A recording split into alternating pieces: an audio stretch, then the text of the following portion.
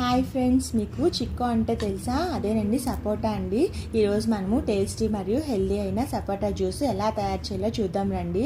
సపోటాలో natural energy, fibre, vitamins ఎక్కువగా ఉంటాయండి. సపోటా juice తాగితే ఎనర్జీ పెరుగుతుందండి, చర్మం గ్లో అవడానికి కూడా సహాయపడుతుందండి, డైజెషన్ కూడా చాలా మంచిదండి.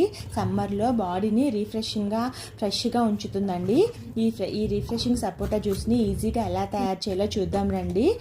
సపోటాని కొన్ని పీల్ చేసేసిన తర్వాత ఇట్లా బ్లెండర్లో వేసానండి. కొన్ని మిల్క్ యాడ్ చేసి బ్లెండ్ చేశానండి. బ్లెండ్ చేసిన తర్వాత కొంచెం హనీ యాడ్ చేశానండి.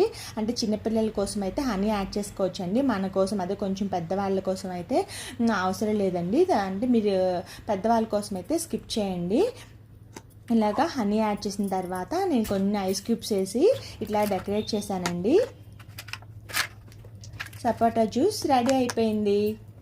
ఈ వీడియో కనుక మీకు నచ్చినట్లయితే ఇలాంటి హెల్దీ జ్యూసుల కోసం మా ఛానల్ని సబ్స్క్రైబ్ చేయండి. Thank you for watching. Please subscribe to Srinika vlogs. Bye friends.